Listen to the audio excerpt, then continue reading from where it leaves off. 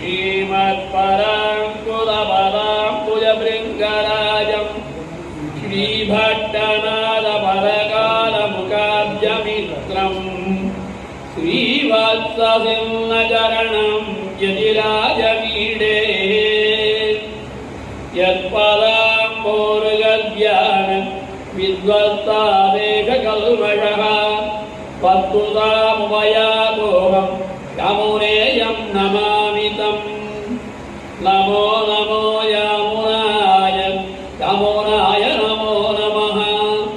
नमो नमो यमुनाय यमुनाय नमो नमः। साक्षात् வியப்பதியான சர்வேஸ்வரனான எம்பெருமானுடைய நெருங்கேற்க கிருபையினால் ஆழ்வார்கள் ஆண்டாள் ஆச்சாருடைய அபிகிர விசேஷத்தினாலேயும் அகிலபார ஸ்ரீவைஷ்ணவ மகாசபையாருடைய பெரிய நிர்வாகத்தினாலேயும் பக்த ஓடிகளாக உங்களுடைய அன்பினாலும் ஆதரவினாலும் இன்றைய தினம் அடியேனுக்கு ஒரு அலட்சிய லாபம். நம்முடைய சம்பிரதாயத்திலே 2 லாபங்கள் சொல்வதுண்டு. 2 லாபங்கள்னா 2 பயன்கள். ஒன்று எதிர்பார்த்த பயன், மற்றொன்று எதேச்சையாக நடுவிலே கிடைத்த பயன். ஒரு பலனை உத்தேசித்து ஒரு காரியம் பண்ணுறோம், அந்த பலன் கிடைக்கிறது. அது யாதிரிசிக பலன் அல்ல, அது எதேச்சையாக கிடைக்கக்கூடிய பலன் அல்ல. அது ஆனுஷங்கிக பலம், அது எதிர்பார்த்த பலம். இன்னொன்று, அந்த ஆனுஷங்கிக பலத்தை காரியத்தை எதிர்பார்த்து ஒரு காரியம் பண்ணும் பொழுது நடுவிலே நமக்கு ஒரு லாபம் ஏற்படுறதுன்னா அதுக்கு யாதிரிசிக பலம் என்று பெயர். அந்த யாதிரிசிக பலம் இன்றைய தினம் அடியனுக்கு லபித்தது. அடியனுக்கு இது புத்தூர் சுவாமியுடைய 100வது ஆண்டு சதமான உற்சவத்தில் அடியனுக்கு இது 2வது வாய்ப்பு அவருடைய பெருமை பிரதாபங்கள் பேசுவதற்கு. 3வது வாய்ப்பு ஆகஸ்ட் மாதம், இதே மாதத்தில் அடுத்த மாதத்தில் ஆகஸ்ட் மாதம் ஆன்லைனில் 3வது முறையாக அடியன் வைஷ்ணவ ஸ்ரீ வைஷ்ணவ சுவாமி புத்தூரையார் அவருடைய சதமான உற்சவத்தில் பங்கு கொள்ளும்படியான பாக்கியம் எனக்கு ஏற்படும். அடியன் முதல்ல தலைப்பு கேட்டால் முதல்ல ஒன்று சொல்லிக்கிறேன். சுவாமி சொன்னார், முதல்ல இந்த இடத்துல மதுரையில் அடியன் முதல் உபன்யாசம் அனுமார், கம்பத்தடி அனுமார், ஒரு ஆசரடி அனுமார், ஏதோ ஒரு அனுமார் சொன்னது. அங்கேதான் முதல் உபன்யாசம். இந்த சுவாமி ஸ்ரீனிவாசன் ஒருத்தருந்தார், நாராயணங்கார் ஒருத்தருந்தார். அவள்லாம் ஏற்பாடு பண்ணி இதே ஸ்ரீவைஷ்ணவ சபாவில் முதல்ல மதுரையில் உபன்யாசம் பண்ணது அதுதான். அதிலிருந்து என் பெருமானுடைய குருடர்களுடைய திருவுள்ளம் இன்னைக்கு சுமார் 7-8 வருஷமாக தொடர்ந்து அனுபவிக்கும்படியான பாக்கியத்தை அன்னைக்கு விதை போட்டது இந்த ஸ்ரீவைஷ்ணவ சபா. அந்த சபாவுக்கு முதல்ல அடியேன் கிருதைக்கிறே தெரிவித்துக்கிறேன். இந்த மதுரைக்கு அடியனுக்கு விதை போட்டது அந்த சபையா. ஸ்ரீரங்கத்திலிருந்து எழுந்தார் ஸ்ரீனிவாசங்காரன், அவர் இங்கே எழுந்தார். இங்கே இருந்து டிவிஎஸ்ல இருந்தார், கைகிரம் பண்ணிட்டு இருந்தார். அதுக்கப்புறம் நாராயணங்கார், 2-3 பராமாணிகள் பெரியவாள்லாம் இருந்தார். அதுக்கப்புறம் மதனகோபால சுவாமி சன்னதியில் 1 வருஷம் திருப்பாவூர் 6 நாள் சொன்னேன். அதே மாதிரி மதுரைக்கு இப்போ ஸ்ரீபாஷ்யம் பகவதியம் 2ம் கிட்டத்தட்ட 7 வருஷமாக நடந்துருக்கு. அப்படிப்பட்ட ஒரு வாய்ப்பை முதலே அடியனுக்கு ஏற்படுத்தி கொடுத்து முதல்ல அந்த சபையாருக்கு அடியனுடைய கிருதஞையை தெரிவித்து இந்த இதம் சதமானோத்சவம் கண்டவர்களுக்கு அந்த புத்தூர் வக்கீல் சுவாமி அவருடைய அந்தரங்க சீடனாக இருந்தவன் அடியன். மற்றவர்களெல்லாம் நான் யாரையும் நான் குறை சொல்ல, குற்றம் சொல்ல. மற்றவர்கள் எல்லாம் அவருடைய கிரந்தத்தை அனுபவித்து அதற்கு பிறகு சொல்ல வேண்டும். ஆனால் அடியன் இவருக்கு தெரியும், இவர் அங்கே ஸ்ரீரங்கத்தில் தான் இருந்தார். அப்போ அடியன் சுவாமியோட கூடவே இருந்து ப்ரெஸ்ல 4 வருஷம் அடியன் தெரிஞ்சிடம் பண்ணினேன். அவர் படுத்துட்டே சொல்லுவார், அதை எழுதுவேன், திருத்துவேன். அப்புறம் 3 பேர் நாங்கள் திருத்துவோம். வக்கீல் சுவாமி ஒன்று திருத்துவார். 100% பியூர் அப்படின்னா புத்தூர் சுவாமியுடைய பதிப்பு ஒன்று முத்துக்கள் வரும். அதில் தவறுகளே நேருவதற்கு ரொம்ப நேரம். ஆனால் அதையும் பொருட்படுத்தாமல் பாடத்திருத்தம் போடுவார் முன்னாடி. ஒவ்வொரு புத்தகத்தையும் திருத்தமே வராது. அவ்வளோ 3 பேர் பார்ப்போம். அடியேன்னு ஒன்று பார்ப்பேன். திருவள்ளை மேலத்திருமாளிகை ஸ்ரீ சௌமியநாராயணாச்சாரியார் அவர் பார்ப்பார், வக்கீல் சுவாமியும் பார்ப்பார். 3 பேரும் பார்த்து 3 பேரும் சேர்த்து என்னென்ன ப்ரெஸ்ஸில் என்ன மிஸ்டேக் இருக்கோ அதெல்லாம் பார்த்து கேரி ஓவர் பண்ணி போர்த்து காப்பி தான் பிரிண்ட்டுக்கு போகும், ஃபைனல் காப்பி. அப்படி ஒரு கண்குட்டி பாம்பா பார்த்த ஒரு ஸ்ரீவைகுண்ட சுந்தரர் நம்முடைய வாழ்க்கையில நாம் வாழ்கின்ற காலத்திலே வாழ்கின்ற ஒரு மகானை சேவிக்கும்படியான பாக்கியம் அடியேனுக்கு கிட்டியது. நமக்கெல்லாம் அவருடைய 100வது ஆண்டு விழாவை கொண்டாடும்படியான பாக்கியம் அடியோங்களுக்கு கிட்டியது. அவர் சுகமியப்படவே இருக்க. அவர் தான் அடியேனை அவருடைய ஸ்ரீவைகுண்ட சுதர்சனத்தில், அதாவது வளர்ந்து வரும் கலைஞர்கள் அப்படிங்கிற போதால அடியனை ஞான 2 விஷயம் வச்சுட்டார். ஞான புத்திரன்னு ஒருத்தர் அறிமுகப்படுத்தினார். ஒரு 10-20 பேரை ஞான புத்திரன் அப்படின்னு அறிமுகப்பட சம்பிரதாயத்திற்கு ஸ்ரீவைகுண்ட சம்பிரதாயத்தை கையீடு பண்ண வருகிறவர்களுக்கு அப்படி ஞான புத்திரன் அப்படின்னு சில பேரை வச்சுட்டார். ஞானாச்சாரியன் அப்படின்னு சில பேரை வச்சுட்டார். அந்த ஞானாச்சாரியன்ல அப்போதான் நான் சுவாமிகிட்ட சேர்றேன்.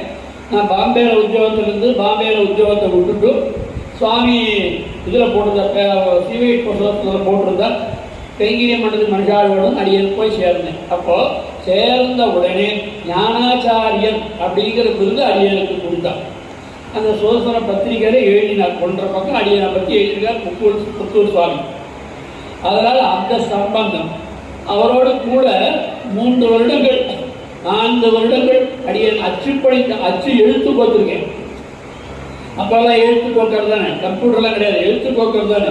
அந்த எழுத்து கோக்கர் எழுத்து அந்த புத்தூர் ப்ரெஸ்ஸில் அவாத்து பக்கத்தில் அதில் அச்சு கோத்து எழுதினேன், அச்சு கோத்தேன். அப்புறம் அங்கே எழுதியிருந்தார் பிபிகே ஸ்ரீனிவாசாச்சாரியார் வாசுசுவாமின்னு திருநாங்கூர் பதிவாரி பயங்கரம் அடியனுடைய சின்ன தாத்தா.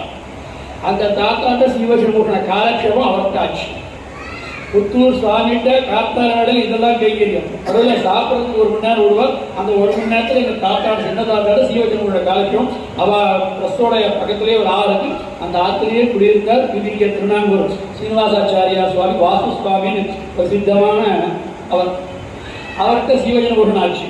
அப்போ ஞானாச்சாரியர் அடியவரை ஞானாச்சாரியர் ஸ்ரீ நரசிம்மாச்சாரியார்கிட்ட 12-16 வருடங்கள் அடிய பகவத்கீதை காலக்ஷேபம் கேட்டேன்.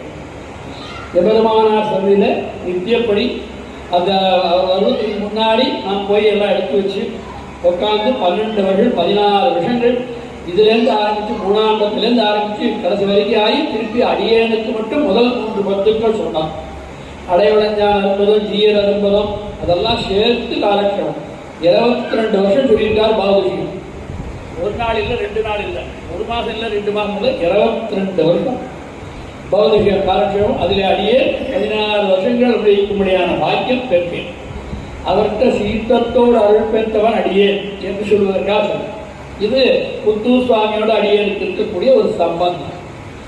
இன்னொரு சம்பந்தம், இப்போ ஞானாச்சாரியன்னு சொன்னேன், எனக்கு பட்டம் கொடுத்தார், பத்திரிகை எழுதினார்.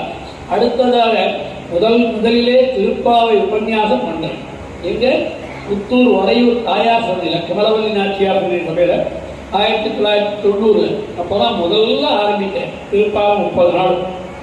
அந்த சபையார் ஒரு சபை இருக்காங்க, ஆட்டா சித்தாந்த ஸ்ரீவைகுண்ட சித்தாந்த சபையும். அந்த சபையார் எனக்கு ஒரு பட்டம் கொடுக்கணும்னு சொன்னான். எங்கிட்ட வந்து கேட்டான், ஏதாவது பட்டம் சொல்லுங்க, நாங்கள் அதை பிரிண்ட் பண்ணி கொடுத்துருவோம். அப்போ நான் சொன்னேன், எனக்கு நானே பட்டம் கொடுத்துக்கிறது, நான் காலேஜில் டிகிரி பட்டம் கொடுத்து காசு கொடுத்து பட்டம் வாங்குற மாதிரி, நீங்கள் போங்க புத்தூர் சுவாமி புத்தூர் சுவாமி பக்கத்தில் அறையூர் புத்தூர் அகராத்தில் இருக்கா, அவர்கிட்ட போய் கேளுங்க. அவர் என்ன கொடுக்குறாரோ அவர் கொடுத்து இவருக்கு தகுதி உண்டு, பட்டம் கொடுக்கறதுக்கு தகுதி உண்டு நினச்சி கொடுத்தா கொடுக்கட்டும். இல்லை அவருக்கு அந்த தகுதி இல்லைன்னா பட்டம் கொடுக்காத போட்டோம், அதை பற்றி எனக்கு இல்லை. ஆனால் வசிட்டர் வாயாக பெருநர்கி பட்டம் தான். இவா போனால் மறுநாள் போனால் இந்த மாதிரி இவா சுவாமிக்கு விளையாட பண்ணுறார், அவருக்கு பட்டம் கொடுக்கணும்னா உடனே சுவாமி பார்த்தா 3 நாள் கழிச்சு போச்சு, இன்னும் 4 நாள் கழிச்சு வாங்கணும்னு சொல்லிட்டான். இந்த சுவாமி அடியன் உபன்யாசம் பண்ணுறேன், மாரிமலை மொழியில் பாசனம் உபன்யாசம் பண்ணுறேன். அப்போ நம்மாழ்வாசனிலிருந்து உட்காந்துருக்கார் புத்தூர் வக்கீல் சுவாமி. நான் சொல்கிறேன்னு சின்ன பையன், அவர் உட்காந்து பெரியவர் ஸ்ரீவைகுண்ட சிம்மம். அப்போ அங்கே உட்காந்துட்டு கேட்டுட்டு போயிட்டார். இவர் போனார் வந்தாலும் எனக்கு தெரியவே தெரியாது. மறுநாள் இந்த சபையார் போயிருக்கா, போயின உடனே அவனுக்கு உபன்யாசக சிம்மம் அப்படின்னு பட்டம் கொடுக்குறேன்னு கொடுத்தான். அதையும் அவர் கையால நானே நேரே வந்து கொடுக்கிறேன். அப்படி அப்போ மறுநாள் உபன்யாசம் மாரியம்மன் பாசம் ஆச்சு, சாத்துமலையாச்சு. சாத்துமலைக்கு மேலே உட்கார்ந்து எத்தனை பேர் தெரியுமா? ஸ்ரீ வைஷ்ணவ சிம்மம். இவர் யாரு? புத்தூர் வைக்கிறது ஸ்ரீ வைஷ்ணவ சிம்மம்னு பேர். அடுத்தது பராசர லட்சுமி நரசிம்ம பட்டர். அடுத்ததாக வேதவியாச லட்சுமி நரசிம்ம பட்டர். வேதவியாச லட்சுமி நரசிம்ம பட்டர், பராசர லட்சுமி நரசிம்ம பட்டர், அடியனுடைய ஞானாச்சாரிய நரசிம்மாச்சாரியா. ஸ்ரீ வைஷ்ணவ சிம்மம் பார்க்கறது உபன்யாச சிம்மம். எல்லாத்துக்கும் நரசிம்மம் இருந்தது. வேதவியாச லட்சுமி நரசிம்மன், பராசர லட்சுமி நரசிம்மன், உபன்யாச ஸ்ரீ வைஷ்ணவ சிம்மம், உபன்யாச சிம்மம் அடிய பக்கத்துல நரசிம்மாச்சாரியா. அப்படி ஒரு அற்புதமான அந்த சுவாமியுடைய ஒரு தொடர்பு. அவருடைய புஸ்தகத்தை வச்சுட்டு ஜீவிக்கிறவா பல பேர், இதே ஜீவனமாக வைத்துக் கொண்டிருக்கிறவர்கள் பல பேர். அதிலே அடியேனும் சுவாமியுடைய புஸ்தகம் தான் அடியனுக்கு ஒரு விட்டமின் மாதிரி. அவ்வளவு போசாக்கான ஒரு கிரந்தம், அவ்வளவு அற்புதமான ஒரு கடின உழைப்பு இப்போ விஷயத்து வரும். அப்படி இன்னைக்கு நான் எதேச்சையாக சொன்னேன். அண்ணா குணிக்கு தலைப்பு கேட்டா, அப்ப தலைப்பு கேட்ட போது நான் கீதார்த்த சங்கரம் வச்சுக்கலாம்னு சொன்னேன். ஆனால் எதேச்சையாக இன்னைக்கு ஆளவந்தாருடைய வருஷத்து நட்சத்திரம் ஆடி மாதம் உத்திராட நட்சத்திரம். இந்த மாசம் 2 பேர் ஆச்சாரியரோட சம்பந்தம் உடையது, ஒரு ஆண்டாளுடைய சம்பந்தம் உடையது. ஆண் இன்னோ திருவாடி பூரம் இங்க ஆண்டாள் அவதரித்தாள் அப்படின்னு ஆண்டாளுடைய அவதாரத்து நட்சத்திரம் கொண்டாடுகின்ற மாதம் அல்லவா இந்த மாதம். ஆடி மாதமும் மார்கழி மாதமும் பீடை மாதமும் சொல்றா புரியாதவா. பீடு மாதம், பீடுனால் பெருமை மிகுந்த மாதம். ஏன்னா ஆண்டாள் கண்ணனை பெறுவதற்கு நோன்பு நோற்ற மாதம் மார்கழி மாதம். ஆண்டாள் பிறந்த திருவாடி கூடம் இந்த மாதம். அதுவும் கூட என்னுடைய திருமலை அனந்தாழ்வானினுடைய வம்சத்தை மூதாதையர் கூட்டஸ்தர் திருமலை அனந்தாழ்வான் பரமபரித்தது திருவாடிப்பூரம் என்று. திருவாடிப்பூரம் தனிக்கு தான் பரமதிஷா. அதனால இன்னைக்கு திருவேனுடைய அந்த திருவாடிப்பூரத்துக்கு அந்த அங்க இருக்கக்கூடிய மகிழ மரத்துக்கு திருவேமுடையான் கேள்வி, அந்த மகிழ மரத்துக்கு பாவாடை சாத்தி அவருடைய வஸ்திரம் சாத்தி அந்த மகிழ மரத்துக்கு திருவாராதனை மாறுது. அந்த மகிழ மரத்துக்கு சடாரி சந்தன காப்பு எல்லாம் நடக்கும். அனந்தாழ்வானே அங்கு எழுதியிருப்பதாக ஐதீகம்.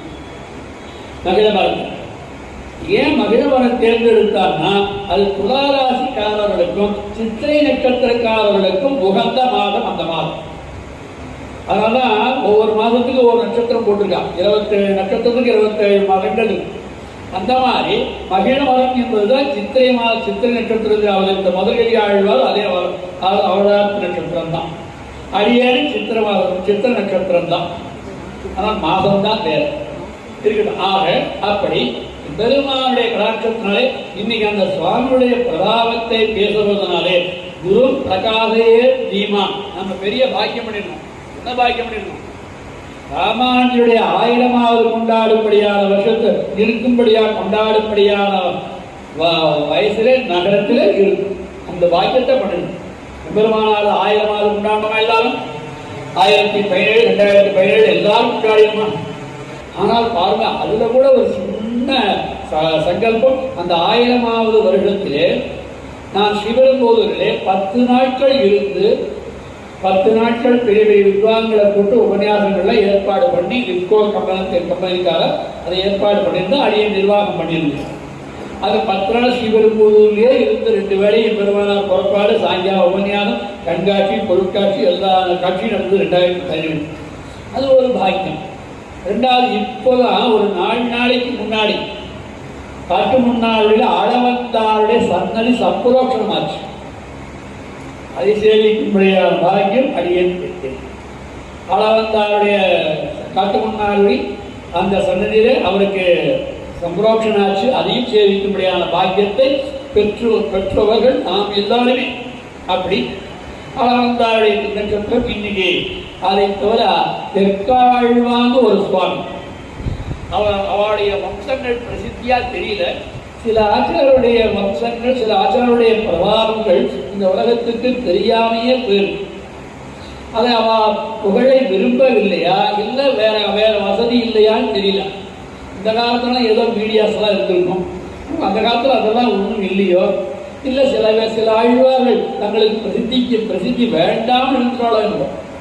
அப்படி தெற்காழ்வான்னு ஒரு சுவாமி அவதார திருநட்சத்திரம் இந்த மாதம் சிரவண நட்சத்திரம், உத்தாரம் திருவோணம்.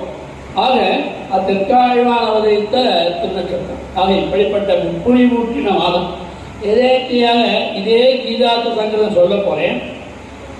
அதாவது இதே புத்தூர் சுவாமியுடைய 100வது ஆண்டு விழாவில் திருப்பி வரேன், ஆன்லைனில் வர போகிறேன். அதுலேயும் கீதார்த்த சங்கரம் தான் சொல்ல போகிறேன்.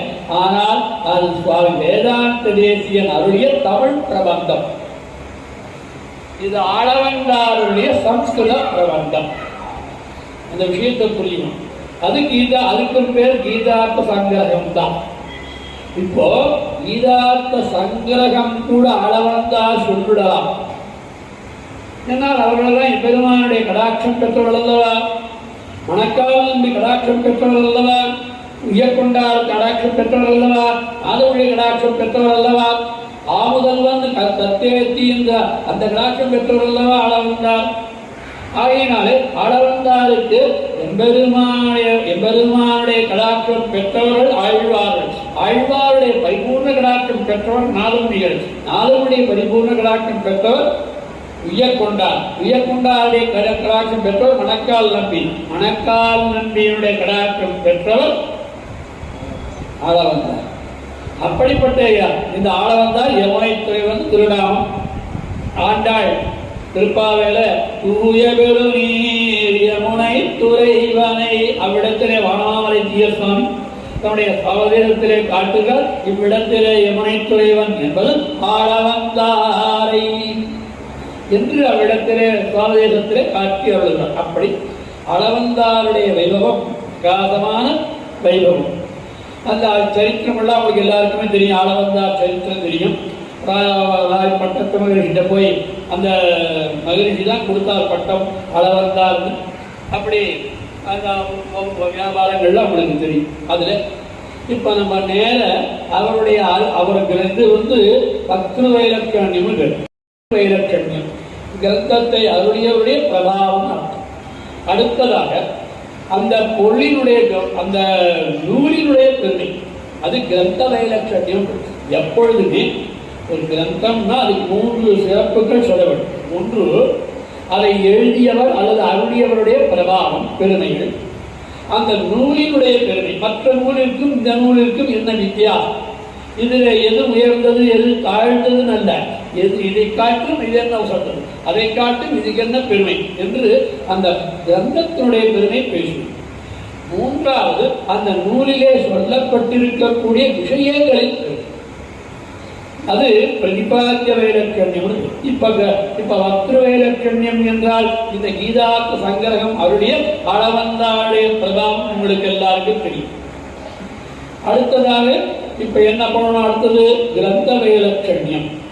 கிரந்த வைலட்சண்யம் மற்ற கிரந்தங்களுக்கும் இந்த கிரந்தங்களுக்கும் என்ன வித்தியாசம், ஏன் இதை நாம் கொண்டாட வேண்டும், ஏன் என்றால் இந்த கீதார்த்த சங்கிரகத்தை பற்றி நான் சொல்லியிருக்கேன். இந்த கீதார்த்த சங்கிரகம் என்பது கீதையினுடைய கீத சங்கிரகம் இல்லை, கீதையினுடைய அர்த்தத்தை சொல்லுகின்ற சங்கிரகம், சுருக்கம். அப்ப கீதை 700 ஸ்லோகங்கள் அல்லவா, அந்த 700 ஸ்லோகங்களிலே உட்பொழிந்துள்ள கருத்துக்களை அர்த்தங்களை சுருக்கி காட்ட வேண்டும். அது எவ்வளவு பெரிய கட்ட தெரியுமா, ஒரு கடலை ஒரு கடுகுக்குள்ளே பூத்த முடியுமோ, பூத்து இருக்கால் அளவந்தான், அதுதான் பூத்தி இருக்கிறார் அளவந்தான், அவ்வளவு பெருமை. ராமானுஜர் 2 கிரந்தம் பண்ணினார் பிரசித்தியா. ஒன்று கீதா பாஷ்யம், கீதைக்கு பாஷ்யம் பண்ணார், 3 பேர் பண்ணியிருக்காங்க. நம்ம சம்பிரதாயத்தில் பொதுவாக பிரஸ்தானத்ரயம் என்று 3 கிரந்தங்கள் உண்டு. விஷ்ணு சகஸ்ரநாமம், பகவத்கீதை, பிரம்மசூத்திரம். இந்த 3த்துக்கும் பிரமாணங்கள், 3 பிரமாணங்கள் அர்த்தம். பிரஸ்தானத்ரயம் அப்படின்னா விஷ்ணு சகஸ்ரநாமம், பகவத்கீதை, பிரம்மசூத்திரம். இந்த மூன்றுக்கும் 3 பேர் வியாக்கியானம் பண்ணியிருக்காங்க. யாரு? ஆனந்த தீர்த்தர் அத்வபாஷ்யம் பண்ணினார், சுவாமி எம்பெருமானார் ஸ்ரீபாஷ்யம் பண்ணினார். அதற்கு அடுத்தபடியாக விஷ்ணு சஹஸ்ரநாமத்திற்கு தான் நேரே பண்ணாமல் பட்டரை விட்டு பண்ண சொன்னார். அது விஷ்ணு சஹஸ்ரநாமம் பகவத் குண தர்ப்பணம் என்று அதற்கு பெயர். எம்பெருமானுடைய குணங்களை காட்டும் கண்ணாடி இது விஷ்ணு சஹஸ்ரநாமம் என்று அர்த்தம். அப்போ இந்த 3 கிரந்தங்களும் பிரஸ்தானத்ரயம், இந்த 3 பேரும் இந்த 3க்கு வியாக்கியானம் பண்ணிருக்காங்க, பாக்கியம் பண்ணிருக்காங்க. அப்போ என்ன கவனிக்க, பிரம்மசூத்திரத்துக்கு வியாக்கியானம் பண்ணியிருக்காரு எம்பெருமானார், புரியுதா?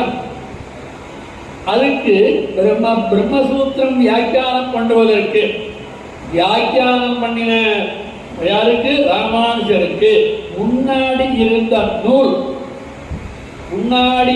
நூல் அவருக்கு எதுனா, அவருக்கு எதை வைத்து அவர் பிரம்மசூத்திரத்திற்கு வியாக்கியானம் ஸ்ரீபாஷ்யம் பண்ணினார்னா, ஆழ்வார் திவ்ய பிரபந்த ஸ்ரீசூக்திகளை வைத்து ஸ்ரீபாஷ்யம் பண்ணினார். இது கொண்ட பாஷ்யகார சூத்திரவாக்கியம் ஒருங்க விடுதல்.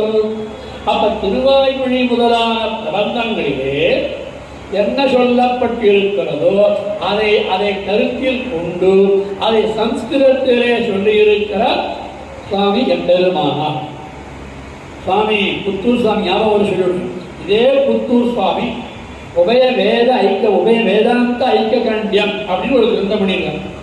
அதுவரை யாரும் தொடாத விஷயத்தை பண்ணியிருக்காங்க சுவாமி. புத்தூர் சுவாமி பண்ணியிருக்கிற கைங்கரியங்கள் அடாப்பா பாப்பா. அவதார புருஷன்னா அவதார புருஷன் நம்பிள்ளையோ அல்லது விரைவாச்சான் பிள்ளையோ என்று சொல்லும்படியான பிரபாவத்தை உடையவர் வக்கீல் சுவாமி. அப்படி இந்த ஒரு வியாக்கியானத்தை அப்ப பிரம்மசூத்திரம் எதை வச்சுட்டு பண்ணினார்? ஆழ்வார்கள் பாசுரங்கள். இதே மாதிரி கீதா பாஷ்யம் பண்ணினார் சுவாமி எம்பெருமானார். எம்பெருமானார் பண்ணின 9 கிரந்தங்கள் உங்களுக்கு தெரியுமோ? நித்திய கிரந்தம், கீதா பாஷ்யம், வேதாந்த சங்கரம், வேதாந்த தீபம் முதலான கிரந்தங்கள் இருக்கணும். அப்படி அந்த பிரம்மசூத்திரத்திற்கு வியாக்கியானம் பண்ணினது ஆழ்வார் பாசுரங்களை வைத்து. இந்த கீதா பாஷ்யம் பண்ணினது ஆளவந்தாருடைய இந்த கீதார்த்த சங்கிரகத்தை. அப்போ ஒரு கடலை, அதாவது இரும்பு கடலை அப்படி வச்சுக்கலாம், இரும்பு கடலை ஒரு கடலிலே புகுத்த முடியுமா? புகுத்திருக்கால் அளவன். இந்த அளவந்தாருடைய இந்த கீதார்த்த சங்கிரகத்தை விசேஷமா அனுபவிக்கணும்னா கீதையை முழுக்க அனுபவிக்கணும். நம்ம ஸ்கூல்லலாம் இப்போ காம்படிஷன் வைக்கிறான். இந்த விவேகானந்தா ஸ்கூல் அந்த மாதிரி ஸ்கூல், இந்த மாதிரி ஸ்கூல்லலாம் நிறைய காம்படிஷன் வைக்கிறான். பகவத்கீதா காம்படிஷன் வைக்கலாமா? நம்ம ஆத்து பசங்களுக்கெல்லாம் நான் கூட தயார் பண்ணிருக்கேன். 50 சுலபம், 18th chapter, 12th chapter, 11th chapter, ஏதோ ஒரு சாப்டர் அந்த வருஷத்துக்கு போய் ஒப்பிக்கணும். ஒப்பிச்சா அதுக்கு ஏதோ பிரைஸ் கொடுக்குறான். அந்த மாதிரி கீதையை மனப்பாடம் பண்ணிவிடலாம் 700 ஸ்லோகத்தில். ஆனால் அதை காட்டிலும் மிகவும் இனியது நம்முடைய கீதார்த்த சங்கிரகம். கீதையினுடைய சங்கிரகம் கூட சொல்லிவிடலாம். கீதையினுடைய அர்த்தத்தை சங்கிரகம் பண்றது என்பது இதை வைத்துத்தான் சுவாமி கீதா பாஷ்யம் பண்ணினார். அப்ப எம்பெருமானாருக்கு உறுதுணையாக இருப்பது 2 கிரந்தங்கள். ஒன்று ஆழ்வாருடைய பாசுரங்களை வைத்து ஸ்ரீபாஷ்யம் முதலானவைகள், அளவந்தாருடைய கீதார்த்த சங்கிரகத்தை வைத்து பகவத்கீதை சொன்னாங்க. புரியுதா? ஸ்லோகங்கள் கூட பண்ணிடலாம். புரியுதா? ஸ்லோகங்கள் கூட பண்ணிடலாம். ஆனால் அந்த ஸ்லோகத்தினுடைய அர்த்தத்தை சுருக்கி சொல்லணும்னா அது வக்கீல் சுவாமி ஒன்றாகும். வேற யாரும் இந்த கிரந்தத்துக்கு அர்த்தம் சொல்லுங்க. வேற யாரும் கீதார்த்த சங்கிரகத்துக்கு பின்னாடி வந்தவா நிறைய பேர் வியாக்கியானம் பண்ணிடலாம். ஆனால் இந்த கீதார்த்த சங்கிரகத்துக்கு சுலபமா, அதிலேயும் சங்கிரகமா, அதிலேயும் அதையும் சுருக்கி காட்டலாம். எவ்வளவு திறமை இருக்கணும் வக்கீல் சுவாமிக்கு, எவ்வளவு ஞான விகாசம் இருக்கணும். சாட்சாத் எம்பெருமானாரே சொல்லலாம் சுவாமி புத்தூர் வக்கீல் சுவாமி, அவ்வளவு ஞான விகாசம். அப்ப படுத்துட்டே இருக்கிறாரே பண்ணிருக்காரு. ஒரு காலத்தில் நடந்துக நிறையா அவர் சொல்லுவார், எனக்கு எனக்கு எழுதுறதுக்கு வரும், சொல்றதுக்கு வராது. சொல்லியிருக்கா சுவாமி கிட்ட, எனக்கு எழுதுறதுக்கு வரும், அதை சொல்றது கிடையாது. சொல்ல பிறந்தவன் நீ, எழுத பிறந்தவன் நான் அப்படின்னு சொல்லியிருக்கா சுவாமி. எனக்கு எழுத வராது. என் எழுத்தை பார்த்தாலே யாருக்கும் புரியாது, என் எழுத்து எனக்கே புரியாது சில சமயம். அதுபோல நான் எழுதுவதே சமர்த்தன் அல்ல, சுவாமி எழுதுவதுவார். எழுதுவதே சமர்த்தன் சுவாமி, வக்கீல் சுவாமி. அதுபோல ஒரு காலத்தில் மகாநாடுகள்லாம் போயிட்டு தான், உபன்யாசம்லாம் போயிட்டு இருக்கார். ஆனால் சொல்லிட்டார், இனிமேல் என்னை உபன்யாசத்துக்கு கூப்பிடாதீர்கள் அப்படின்னு வைஷ்ணவ சுதர்சனத்தில் வெளியிட்டு என்னை கூப்பிடாதீங்க, எனக்கு பல வேலைகள் இருக்கு அப்படின்னு போல்டா சொல்லி வந்தவர் அந்த சுவாமி.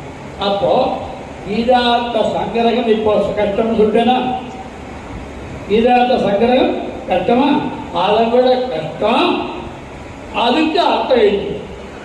ஏன்னா அதிலே சில வாக்கியங்களுக்கு சம்ஸ்கிருதம் தன்னா கை வந்திருந்தாதான் சம்ஸ்கிருதம். அது ஆழ்வார் சொல்றார் ஒரு பாசுரத்தில், தெங்கலையும் வடமொழியும் திகழ்ந்தனாவர்.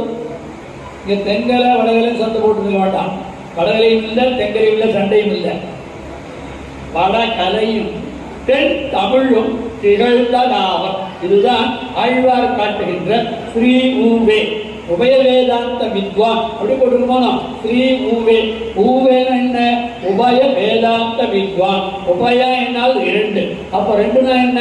ஒன்று திராவிட வேதம், ஒன்று சம்ஸ்கிருத வேதம். இரண்டு வேதத்திலேயும் வல்லவர்கள். அதைத்தான் ஆழ்வார் என்று சொல்றார், வடகலையும் தென் தமிழும் திகழ்ந்தனாவர். அப்படின்னா நாக்குவன்மை வல்லவர்கள், நாக்கிலே குடிகொண்டு சரஸ்வதி குடிகொண்டு நல்ல வால்லபியமுடையவர்கள் என்று அந்த இடத்துல. அப்படி இந்த சுவாமி அப்ப சம்ஸ்கிருத ஞானமும் இருக்கணும், தமிழ் ஞானமும் இருக்கணும். பல இடங்கள்ல இந்த சுவாமியினுடைய வியாக்கியானத்தை சேர்த்தா பாதி தமிழ் புலவனாயிடும். அந்த சம்ஸ்கிருதத்துக்கு நேர தமிழ் புலம் எடுக்கிறது ரொம்ப கஷ்டம். சில இடங்கள்ல நம்மளோட குழம்பிப்படுவோம். ஆனால் சுவாமி ரொம்ப தெள்ள தெளிவாக அர்த்தம் காட்டிருக்கிற கடிதால் ஒரு பாங்கு. சரி, இந்த 22 ஸ்லோகத்தை அவர் 6ஆம் தினமான நமஸ்கார் அடுத்ததாக உபன்யாசம் நாங்கள் சொல்லிட்டு சுருக்கம் முடிச்சோம். அடுத்ததாக இந்த ஸ்லோகத்தை கீதையை 22 ஸ்லோகங்கள் சொன்னா, அந்த 22 ஸ்லோகங்களை முதல்ல பிரிச்சுக்கிறார் யாரு? ஆளவந்தான் முதல்ல பிரிச்சுக்கிறார். ஏன்னா இந்த பகவத்கீதை உண்டாவதற்கு காரணம் என்ன? முதல் கேள்வி, ஏன் பகவத்கீதை என்கிற சாஸ்திரம் உண்டாக வேண்டும் அப்படின்னா அதுக்குத்தான் சொல்றார், அஸ்தான ஸ்நேக காருண்ய தர்மா தர்ம தியாக்குலம் பார்த்தம் பிரபன்ன முத்திச்ச சஸ்திராவதரணம் கிருதம் அப்படின்னு ஒரு ஸ்லோகம். அதாவது இந்த அர்ஜுனனாக சோகாவிட்டனாக இருந்தான், எதிர்க்கிறவெல்லாம் பார்த்தான். துரோணர் தமக்கு வில்லை தேக்கத்தை கொடுத்த துரோணர், இந்த பக்கம் கிருபர், இந்த பக்கம் பீஷ்ம பிதாமகர், இவர்களெல்லாம் கொன்று அந்த அரசாட்சி எனக்கு வேணுமா, நான் பிச்சை எடுத்து சாப்பிட்றேன்னா யாரு? அர்ஜுன். அப்போ இந்த அர்ஜுனனுக்கு இப்ப உட்காந்து அவனுக்கு கீழே போர்க்களத்தை போய் இறங்கிய சொல்லுவாடா, கொலகாரம் வரான்னா அவன் இருப்பா, நான் சாட்சா சர்வேஸ்வரனான சிவபதியான பெருமா அப்படின்னு அவனுக்கு முன்னேற்றம் பண்ண ஆரம்பிச்சுன்னா அவன் கேட்பானோ, அவன் என்ன கொலப்படுறான், அவனை போய் சாட்சா சிவப்பிரியாய் அவாத்மத்தகாவனாய் சாத்த கல்யாண படிப்பூர் நகனாய் அப்படின்னு அவன் முன்னேற ஆரம்பிச்சிடலாம். அது கேட்கறதுக்கே வச்சுக்கோ. அப்போ இந்த போர்க்களத்தை இந்த அர்ஜுனனை யுத்தம் செய்வதற்கு தூண்ட வேண்டும் என்றால் அவனுக்கு சில தர்மங்களை போதிக்க வேண்டி இருந்தது. அவன் என்ன அதர்மம் பண்ணான்? யாரு? அர்ஜுனன் அதர்மம் பண்ணானா? ஆமா, பிள்ளலோராஜா சொல்றார், அர்ஜுனன் தப்பு பண்ணினான் அப்படிங்கிறான். இத்தனை நாய் தூது போனா பிரபத்தி உபதேசம் பண்ணா யாருக்காக? அர்ஜுனனுக்கு இல்ல, இவளுக்காக, திரௌபதிக்காக இத்தனை பண்ணான். திரௌபதியினுடைய சோகம் தீர்வதற்காக, அவளுடைய சாபம் தீர்வதற்காக அர்ஜுனன் கண்ணன் இதெல்லாம் பண்ணான். தூத்தியதாரத்தியங்கள் பவ பண்ணித்தும் பிரபத்துபதேசம் பண்ணித்தும் இவளுக்காக, அதுக்காக திரௌபதிக்காக பண்ணான். அப்போ இந்த தூத்திய சாரத்தியங்கள், அப்போ தூத்தியம் பண்ணா தூது போனோம், அது ஒரு பக்கம். அப்ப சாரத்தியம் பண்ணிடணும். அப்போ உபய சேனையோர் மத்திய மதம்ஸ்தாபயமே அச்சுதா அப்படின்னா யார்? அர்ஜுனன். ரெண்டு தேர்களுக்கு நடுவிலே கொண்டு, ரெண்டு சேனைகளுக்கு நடுவே தேரை கொண்டு நிறுத்தும் தான். ரதி சாரதியை விரட்டினான். ரதினால் மேல உட்கார்ந்து இருக்கணும், சாரதினா வண்டி ஓட்டணும். வண்டி ஓட்ட சாரதியை பார்த்து ரதி என்கிற மேல உட்கார்ந்து அர்ஜுனன் சொன்னா ரெண்டு தேருக்கு நடுவில் கொண்டு, ரெண்டு படைக்கு நடுவில் வண்டியை நிறுத்து தேவன் உடனே காட்டும். ஏன்னா இப்ப இவன் அழிக்கிறதுக்கு யாரை? இந்த துரியோதனாதிகளை அழிப்பதற்கு அர்ஜுனனுக்கு கண்ணன் பெருமானுக்கு கிடைச்ச ஆயுதம் ரெண்டு. ஆனால் அவன் யுத்தத்தில் என்ன சொன்னா? கொல்லாமாக்கோர், கொலை செய்து பாரத போர். கையில நான் ஆயுதம் எடுக்க மாட்டேன்னு சொன்னா துரியோதனுக்கு. ஆனால் ஆயுதம் எடுக்க மாட்டேன்னு சொன்னேன். ஆனால் ரெண்டு பேரை ஆயுதமா வச்சுட்டான். இந்த துரோணாதிகளை, இந்த கௌரவாதிகளை அழிப்பதற்கு, 100 பேர் அழிப்பதற்கு ஆயுதங்களை தேவையில்லை, மனுஷாலே வச்சுக்கிறேன் ஆயுதமா. 2 பேர் ஆயுதம். ஒன்னு திரௌபதி, மற்றொன்று அர்ஜுனன். இந்த அர்ஜுனனை வச்சுட்டு சில காரியங்கள் பண்ணா, திரௌபதியை வியாஜமாக ஆக்கி சில காரியங்கள் பண்ண. என்னால் அவள் தலைப்பு முடியாது, பாஞ்சாலி சபதம் சொல்றேன். எதுக்காக? இந்த தீயவளை அழிக்கிறதுக்குத்தான். ஏதாவது ஒரு காரணம் வேணுமா அப்படிங்கிறத இந்த 2 பேரை உன்னுடைய பகடை காய்களாக வச்சுட்டா யாரு? கண்ணன் பெருமான். அப்போ சோகாவிஷ்கனாக இருந்தவனை சோகம் சொல்லி அவரை திருத்தினான். ஆக சோகமாக இருந்தால் ஸ்லோகம் பிறக்கும். சோகத்துக்கும் ஸ்லோகத்துக்கு ஒரு எழுத்தான் வித்தியாசம். சோகமாக இருந்தால் ஸ்லோகம் பிறக்கும். அதனால நீங்களாம் ஸ்லோகமாக இருந்தீங்க. ஏன்னா விஷயம் பிறக்கணும்னா நீங்க விஷயம் இருந்தால் விஷயம் பிறக்கணும். சோகமாக இருந்தால் விஷயம் பிறக்காது. ஆக இந்த சோகம் ஸ்லோகமாக மாறி, வால்மீகியுடைய சோகம் நாரதராலே தீர்ந்து போச்சு, ராமாயணம் பிறந்தது. மதுரையருடைய சோகம் நம்ம ஆழ்வாருடைய கேள்வி 16 கேள்வினாலே பிறந்தது. பாண்டவருடைய சோகம் பீஷ்மனாலே போச்சு, விஷ்ணுதாசனாவத்தால். ஆக இப்படி சோகம் போகணும் போனோம், அது ஸ்லோகமா மாறும். அதுதான் அஸ்தான ஸ்நேக காருண்யம். இந்த கீதை முதல் ஸ்லோகம் கீதையினுடைய சாரம். இந்த 18 அத்தியாயங்களுடைய சாரமும் ஒரே ஸ்லோகத்திலே சொல்லி இருக்கிறார். அது முதல் ஸ்லோகம். அதுக்கு என்ன காரணம்? சரி, இந்த கிரந்தம் உண்டாவதற்கு என்ன காரணம்? அஸ்தான ஸ்நேக காருண்யம் தர்மா தர்ம வியாக்குலம். வியாக்குலம் அதாவது சோகமடைந்தான் யார்? அர்ஜுனன். எது? தர்மத்திலே அதர்ம புத்தி, அதர்மத்திலே தர்ம புத்தி. பந்துக்கள் பக்கல் ஸ்நேகம் உண்டாக கூடாத பந்துக்கள் என்ன வரட்டு ஆய்வாள. எவ்வளவு தர்மம் தெரிஞ்சவா, எவ்வளவு தர்மப்படி நடக்கிறவா. காட்டுக்கு போயிட்டு வந்த உடனே அந்த ராஜ்யத்தை கொடுத்துருந்தா அந்த கவரம் இல்லையே. சரி, சூதாடினா தப்பு, இறந்துட்டான், திரும்பி வந்தாலும் கொடுத்துட்டு போக வேண்டியதானே. அப்போ அந்த பொருள் மேலே ஆசை, உண்மையில ஆசை, அப்படிப்பட்ட துரியோதனாதிகளுக்கு என்ன பண்ணணும்? அழிக்கணுமா வேண்டாமா? தர்மத்தை வென்றதுக்காக வந்தான். அப்படி பெருமான் வந்தாலும் அவதார காரியம். அப்போ இந்த அர்ஜுனன் என்ன பண்ணான்? அப்படி தகாத இடத்திலே பந்துக்கள் பக்கல் ஸ்நேகமும் வதவீதி. அப்படியே சுவாமி எழுதுறார், சுவாமி புலகாச்சாரியா. பந்துக்கள் பக்கல் ஸ்நேகமும் வதவீதியும் தர்மத்தின் பக்கல் அதர்ம புத்தியும், அதர்மத்தின் பக்கல் தர்ம புத்தியும். 4 காரணம். இது தர்மத்தில் அதர்ம புத்தி, வைக்கக்கூடாத பந்துக்கள் பக்கத்திலே ஸ்நேகம், பந்துக்கள் பக்கத்திலே ஸ்நேகம். ஏன்னா இருக்கிற மாமா மச்சான் புள்ள பெரியப்பா சித்தப்பா சொன்னாலும் ஆகையால அங்கே வைக்கக்கூடாத தர்மம் அது. அப்ப அதர்மத்திலே தர்ம புத்தி, தர்மத்திலே அதர்ம புத்தி, இந்த 4 காரணங்களாக என்னாச்சு?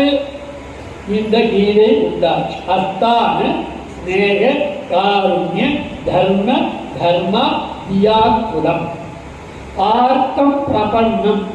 இந்த அர்ஜுனன் பண்ணா கீதையில முதல்ல இந்த கீதை என்பது நம்ம முதல் அத்தியாயத்துல 2வது அத்தியாயத்துல முதல் அத்தியாயத்திலிருந்து ஆரம்பிச்சு தர்மக்ஷேத்திரே குருக்ஷேத்திரே சமவேதாயுக்தவ அமகா பண்டவா செய்வ இமகுருத சஞ்சயா என்கிற இந்த முதல் அத்தியாயத்து ஸ்லோகமும் 2வது அத்தியாயத்திலே 11 ஸ்லோகங்களும் இந்த பகவத்கீதைக்கு உபோத்காரம், முன்னுரை.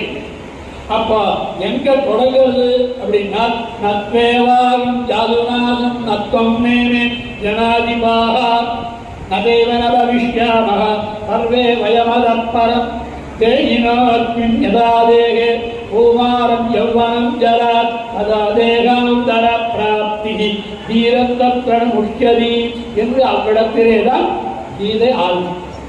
நத்வேவாகம் ஜாதுநாசம். இந்த தேகம் அழியதுனா சரீரம் அழியல, உள்ளே இருக்கிற ஜீவன் அழியல. நீ தேகத்தை அழித்து பார், ஜீவனை உன்னால் நினைச்சாலும் அழிக்க முடியாது. ஏனால் அது நித்தியவஸ்து என்று எம்பெருமான் கீதையை தொடங்கினான். இந்த 18 அத்தியாயத்தை 6 பகுதிகளாக பிரித்தான். 6 காலவர்த்தம், 3 6 18 எப்படி இருக்கிறோம்? 6 3 18, 3 18 சொல்லணும். இந்த முதல் 6 அத்தியாயங்கள் கர்மயோகத்தை பற்றி, 2வது 6 அத்தியாயங்கள் ஞானயோகத்தை பற்றி, 3வது 6 அத்தியாயங்கள் பக்தி யோகத்தை.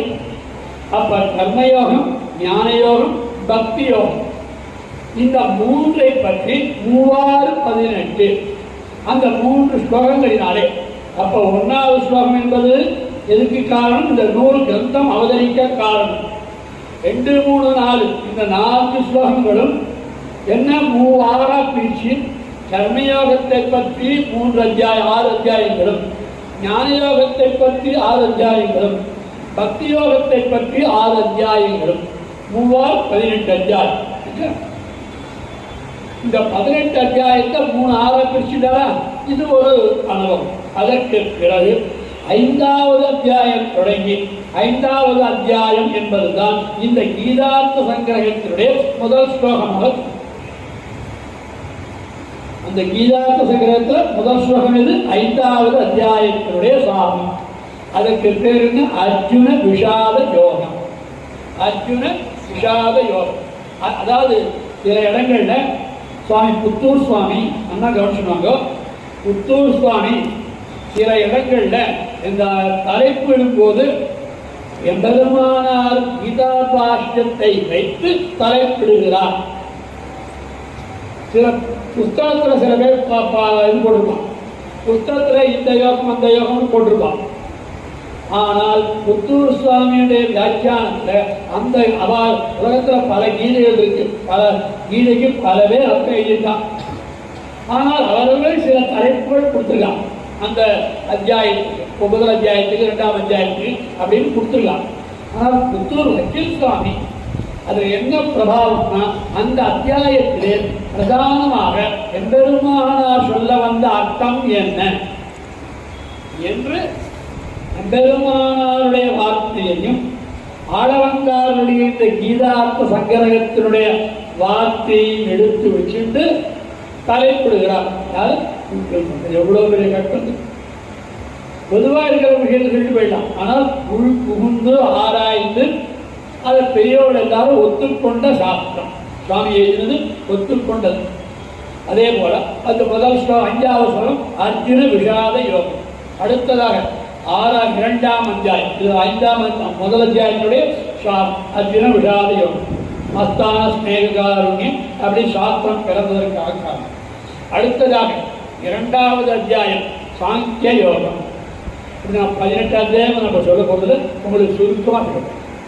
ஏன்னா 18 அத்தியாயத்தை சொல்லணும்னா அதில் ஒவ்வொரு ஸ்லோகத்தையும் ஒவ்வொரு உயிர் பதம் ஒன்று இருக்கு. சம்ஸ்கிருதம் ஆளவந்தாருடைய இந்த கீதாந்த சங்கரத்தில் ஒவ்வொரு பதத்திலையும் ஒரு ஒரு உயிர் பதம் அதை எடுத்து வச்சுட்டு தான் அர்த்தமே பண்றாங்க. யாரு?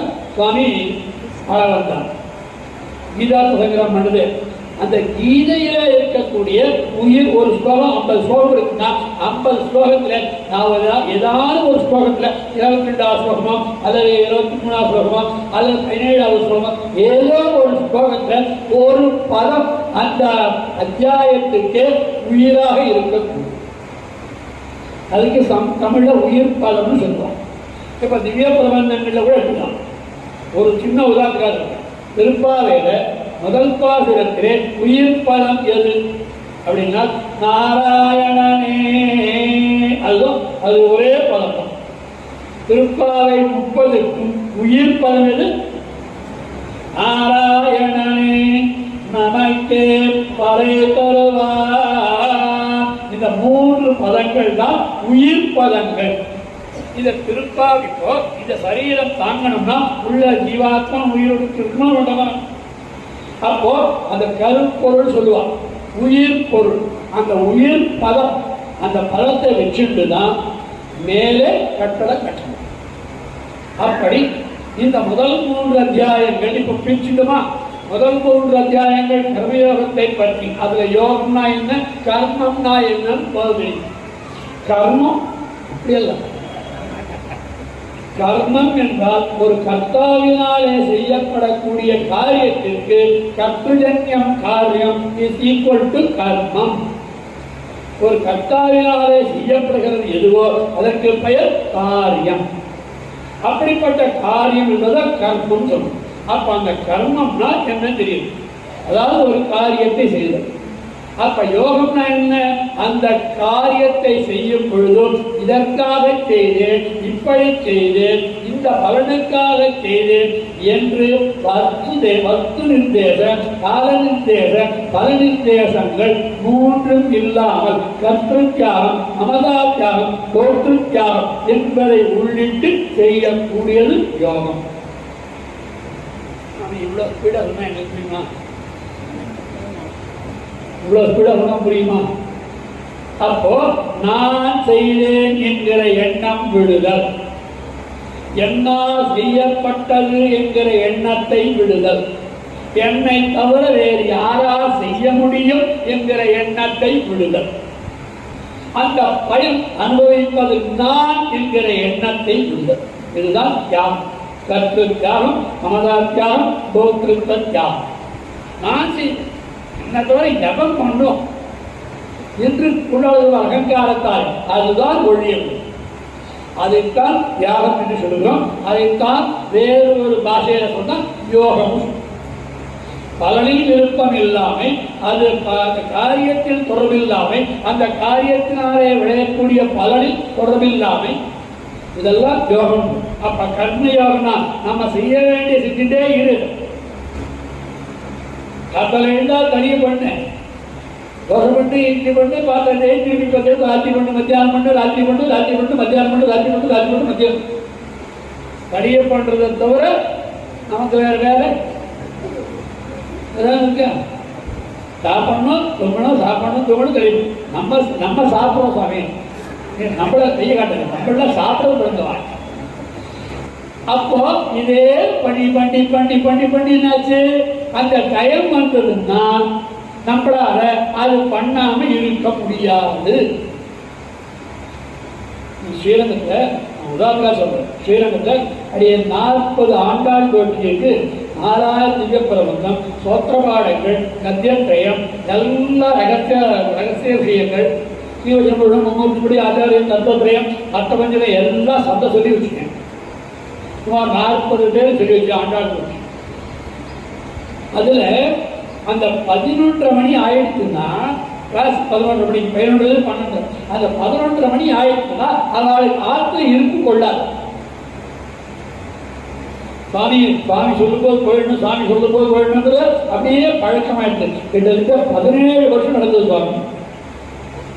17 வருஷம் விடாத எங்கிட்ட காலட்சேபம் கேட்டான். எங்கிட்ட பாடம் கேட்டான். 4,000 பூர்த்தியா, நடுவில் அமாவாசை பிரதமை, பௌர்ணமி பிரதமை, ஞாயிற்றுக்கிழமை லீவு, அதுக்கப்புறம் இதெல்லாம் சில நிர்பந்தங்கள் தனுர் மாதத்துலாம் உபன்யாசம், இதெல்லாம் அனதேன காலம், இதெல்லாம் போக நான் சொல்றது 14 15 12 வருஷம். அத்தனை பேர் கஷ்டப்பட்டா. ஏன்னா நான் சொல்றது இந்த 1.5 மணி நேரம் தான் உங்களுக்காக செலவு. நீங்க உங்களுக்காக செலவு பண்ணிக்கிற நேரம் என்ன? இந்த 1.5 மணி நேரம் தான். அப்ப நமக்காக இருக்குதுன்னு இந்த 1.5 மணி நேரம். அந்த 1.5 மணி நேரத்தை செலவழிக்க வாங்குவோம். விடாத வந்தா கற்றுதான் சொல்றேன். என்ன சொல்றேன்? அது போது இப்போ இந்த யோகம் என்ன? அது ஒரு தியாகம். தத்துவ தியாகம், அமலா தியாகம், போக்கு தியாகம் என்கிற 3 தியாகங்களை விட்டது. அதற்கு பேர் என்ன? யோகம். அது கர்மயோகம், ஞான யோகம், பக்தி யோகம். இது 3ஆ பிரிச்சு. அதுக்கப்புறம் இதை சுருக்கி காட்டணும்னா சுவாமி ஆச்சாரியர்களே அரிமணவாள பெருமாள் நாயனார் காட்டினார். இந்த 18 அத்தியாயங்களுடைய சாரத்தை ஆச்சாரியர்களுக்கு அரிமணவாள பெருமாள் நாயனார் காண்பிச்சிருக்காங்க. இப்ப அதைத்தான் இங்கே நான் சொல்ல போறேன். அது கொஞ்சம் வேலையா இருக்கு, இது கொஞ்சம் வேலையா இருக்கு. ஏன்னால் அளவந்தாருடைய இந்த கீதார்த்த சங்கரம் தான் அவருக்கு முன்னாடி வச்சுட்டது இதுதான். அப்போ எம்பெருமானார் சொல்லணும்னா, எம்பெருமானார் அவருடைய பிரபாவம் சொல்லணும்னா, அவர் சொல்லணும்னா எந்த கிரந்தம் வசந்ததா இருக்கா அதுதான் அவர் முதல் நூலா கொள்ளுவார். இல்லைன்னா எம்பெருமானாருக்கு மேலதான் புத்தகம் சொல்லுவார். இல்லை, அவர் கையாண்டது ஆளவந்தாரைத்தான். அந்த ஆளவந்தாரைத்தான் எம்பெருமானார் சாட்சாத் ஆச்சாரியனாக கொண்டவர் யாரு? எம்பெருமானார். பெரியநந்தியர் சமாசனம் பண்ணும் பொழுதோ என்ன சொன்னால்? ஆளவந்தாரை நினைக்கிறோம். அப்ப ஆளவந்தார் தான் இவருக்கு சாட்சாத் ஆச்சாரியன் என்று சொல்றார், என்று கொள்றார். அப்போ ஆளவந்தாருடைய இந்த கீதார்த்த சங்கரகத்துல அடுத்ததாக 2வது அத்தியாயத்துல சாங்கிய யோகம். சாங்கிய யோகம் என்றால் இந்த ஜீவாத்மா, பரமாத்மா, சரீரம், இந்த 3 விஷயங்களை பற்றி விவரித்து காட்டுகிறது. 2, 3, 4, 5, 6. இந்த 6 அத்தியாயங்களில் பரமாத்ம லட்சணம் என்ன, ஜீவாத்ம லட்சணம் என்ன, இந்த சரீரத்தினுடைய சுபாவம் என்ன என்று பிரித்து காட்டுகிறது. அதற்கு பிறகு 7வது அத்தியாயம், இதுதான் கீதையிலே ரொம்ப அற்புதமான ஒரு அர்த்தத்தை காட்டுகின்ற ஒரு கீதா சங்கர கண்டாளம். அது என்ன அப்படின்னா விஞ்ஞான யோகம். 7வது அத்தியாயம் விஞ்ஞான யோகம். விஞ்ஞானம்னா விசேஷஸ்ய ஞானக, யஸ்யதக விஞ்ஞானக. நம்ம விஞ்ஞானம் சொல்வேன், விஞ்ஞான சயின்ஸ் சொல்லணும்.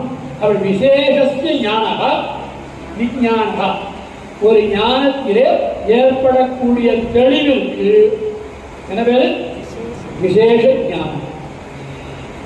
புத்தூர் சுவாமி விசேஷ ஞானம் உடையவர். ஏன் சொன்ன? ஒரு விஷயத்திலே கள்ளத்தெளிவான ஞானம் உடையவர். அந்த கள்ளத்தெளிவான ஞானம் உடையவர்களை என்ன சொல்றோம்? விசேஷஞர்.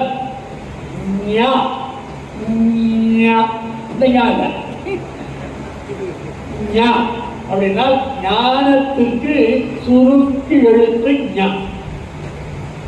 ஞானங்கிறது வீடு, அதனுடைய சுருக்கெழுத்து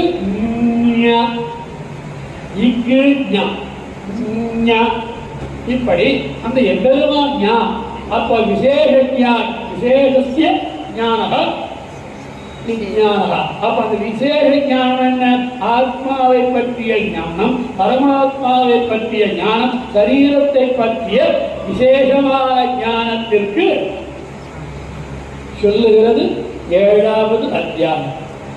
7, 8, 9, 10, 11, 12 இதுவரையில் இந்த 6 அத்தியாயங்களிலே ஞான யோகத்தை சொல்லு. அதாவது முதல்ல கர்மயோகத்தை சொல்லியாச்சு, அடுத்தது ஞான யோகத்தை சொல்லியாச்சு. அதுக்கு அடுத்தது 11, 12, 13, 14, 15, 16 இந்த 6 அத்தியாயங்களிலே பக்தி மார்க்கம் சொல்லப்படும். விசேஷஸ்ய பக்திஹி விசேஷஸ்ய ஞானம் விஞ்ஞானம் சொல்லுமா, விசேஷஸ்ய கர்ம விஞ்ஞானம் சொல்லுமா. அதே மாதிரி விசேஷ பக்திஹி அது என்ன? பக்தினா காதல், பக்தினா அன்பு, பக்தினா ஒரு தொடர்பு, ஒருவருக்கு ஒருவர் ஏற்படுத்துகின்ற உறவிற்கு பெயர் பக்தி.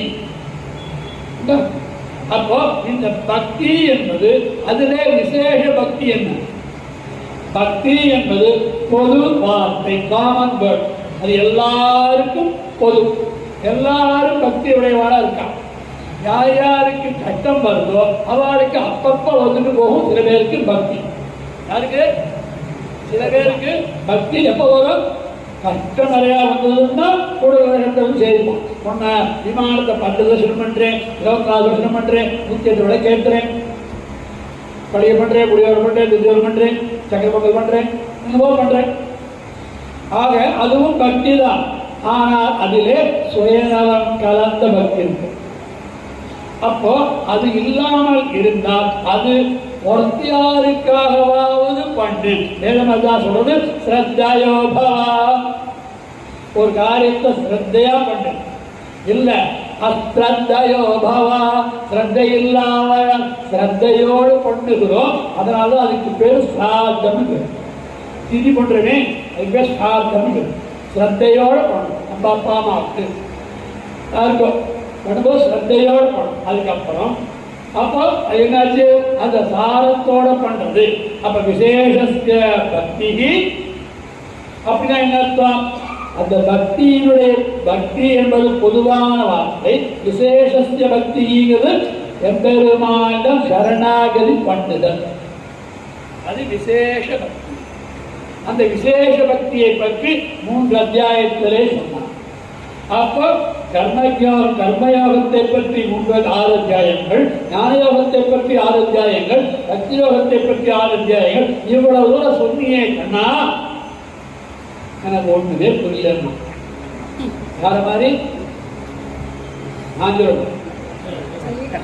செய்ய காட்சியான எங்களை மாதிரி அர்ஜுனனுக்கும் அதே மாதிரி வந்தது ஒரு குழப்பம். கண்ணா நீ பாட்டு வளவளவே எப்படி கூட 1.5 மணி நேரம் 1 மணி நேரம் ஆயிடுச்சு. ஆனா அடுத்த ஒரு அதை வந்திருக்கா, அவர் சொல்ல வேண்டாமா, அவர் சொல்ல கேட்க வேண்டாமா, நீ பாட்டு சுத்தே என்ன பண்றது அப்படின்னு கண்ணனை பெருமான் பார்த்தா. கவலைப்படாது, இத்தனை நாய் சொன்னதெல்லாம் விட்டுடு, இவ்வளவு நாய் நான் சொன்னதெல்லாம் விட்டுடு. மனம் செய்யல்லையில் ஞான இன்பத்தை இன்மரமாக வைத்தவர் ஞான பிரானை ஞானத்து வைமின் என்னையில் தத்வவிவேக நித்யத்வ நித்யத்வ நியந்திருத்வ சௌரத்ய சாமிய அகங்கார தோஷ இந்திரிய பல மனப்பிராதான்ய கரண நியமன சுகுதி பேத தேவாசுர விபாக விஸ்வரூப தர்ஷன சாங்க பக்தி பிரபத்தி. 18 அத்தியாயங்கள் இவ்வளவு சிறப்பா சொன்னான். அது அத்தனை சிறப்பு எதில் பார்த்தா அது அத்தனையும் சுருக்கி தருகின்ற ஆளவந்தாருடைய கீதார்த்த சங்ககம். சுருக்கமே இப்படி இருக்குன்னா, இந்த சுருக்கத்தை விவரித்து சொல்லணும்னா எனக்கு ஒரு அத்தியாயத்துக்கு ஒரு நாள் ஏதாவது முதல்ல ஏற்பாடு பண்ணினா 18 நாள் கீதை சொல்லலாம். ஒவ்வொரு அத்தியாயத்துக்கு ஒவ்வொரு நாள் சும்மா போட்டு வச்சு 18 நாள் ஒவ்வொரு நாள் கீதைக்கு ஒரு அத்தியாயம் சொன்னா 18 நாள் சொன்ன மாதிரி இருக்கும், அப்படி கேட்ட மாதிரி இருக்கும். ஆக அவ்வளவு விசேஷமான அர்த்தங்கள். ஆக இப்ப சுருக்கி வருவோம். அப்ப என்னதான் சொல்ல வரையும் அப்படின்னா, சர்வதர்மான் பரித்யஜ்ய மாமேகம் சரணம் பிரஜா அகம் த்வா சர்வ பாவேப்யஹ மோக்ஷயிஷ்யாமி மா சுஜஹ. எல்லா தர்மங்களையும் விட்டுடும், நான் சொன்னது அத்தனையும் விட்டுடும். என்ன பண்ணணும்? என்னுடைய திருடிகளை பற்று. மாம் ஏகம் சரணம் பிரஜா மாமேவ சரணம் பிரஜா என்று சுவாமி பிரதமாச்சாரியர் முமுட்சி படித காட்டும். மாம் ஏகம்ங்கிறத விட மாம் ஏவா, என்னையே சரணாக, என்னை சரணாக பற்று. அது வேற, என்னையே சரணாக பற்று. அப்படின்னா அந்த ஏவகாரம் அவதாரண அர்த்தம் ஒரு அர்த்தத்தை திருடீகரிப்பதற்கு அந்த ஏவகாரம் பயன்படுத்தப்படும். ஆக அந்த ஏவகாரத்தினாலே அகமேவ என் திருடிகளை பற்று அகம் வா உன்னுடைய சர்வ பாபேத்தியம் இதெல்லாம் விட்டா பாவம் சொன்னேன், அதையும் நான் போக்கி தருகிறேன், கவலைப்படாதே என்று அர்ஜுனனுக்கு சொல்லி முடித்தான். இதே ஸ்லோகத்தினுடைய அர்த்தத்தை சுவாமி கீதார்த்த சங்கரத்தில் அரை ஸ்லோகத்தில் ஒரே 2 வரியில காண்பிச்சுட்டு ரெண்டே சொல்லுத சர்வதர்மான் பரித்யஜ்ய மாமேகம் சரணம் பிரஜா அகம் த்வா சர்வபாபேப்யஹ மோக்ஷயிஷ்யாமி மா சுஜஹ என்பதை 2 வரிகளிலே சொல்லிவிட்டார். மோக்ஷோபாயः மோட்சத்திற்கு உபாயமாக இருப்பது அதுதான் 18வது அத்தியாயத்தின் சாரம். மோக்ஷோபாயம் 2 வார்த்தை. மோட்சத்திற்கு உபாயமாய் இருப்பது எது? எம்பெருமானுடைய திருவடிகள் என்று இந்த தர்மஸ்லோகத்துடைய அர்த்தத்தை 2 வரிகளிலே 2 சொற்களிலே மோக்ஷோபாய மோட்சத்திற்கு உபாயமாக இருப்பது கண்ணனம்பெருமான் திருவடிகள். அப்ப இதெல்லாம் சொன்னது அது முன்னாடி விவரித்து சொன்னது சுருக்க காட்டியது கண்ணனுடைய திருவடிகளே. கண்ணன் கடலினை நன்னும் மனமுடையே தின்னும் நாரணன் ஆய்வாக கண்ணன் கடலினை அது சர்வதர்மான் பரித்யஜ்ய மாமேகம் சரணம் பிரஜா கண்ணன் கடலினை நன்னும் மனமுடைய மாமேகம் சரணம் பிரஜா மனமுடைய என்னும் திருநாமம் திண்டம் நாரணிமே. அதைத்தான் கண்ணன்பவன் கீதார்த்த சங்கரத்தில் சொன்னார் என்பது ஆளவந்தாருடைய அனுபவம். அடியேனுக்கு தெரிந்த வரையில் குறிப்பிட்ட அவகாசத்தினுடைய அனுபவித்து முடித்து கொஞ்சம் நேரம் கூட எடுத்துக் கொண்டிருந்தால் அடியேனை க்ஷமித்தருட பிரார்த்திக்கிறேன். சர்வாபஜாரம் கிருஷ்ணஸ்வாமி. அடுத்ததாக கஞ்சிபுரத்திலே இருந்து வந்திருக்கக்கூடிய 6வது ராமாயணதாசன் மிக அற்புதமாக நல்ல தமிழிலே சொல்லக்கூடியவர். அவர் அடுத்த உபன்யாசத்தை தொடரும்.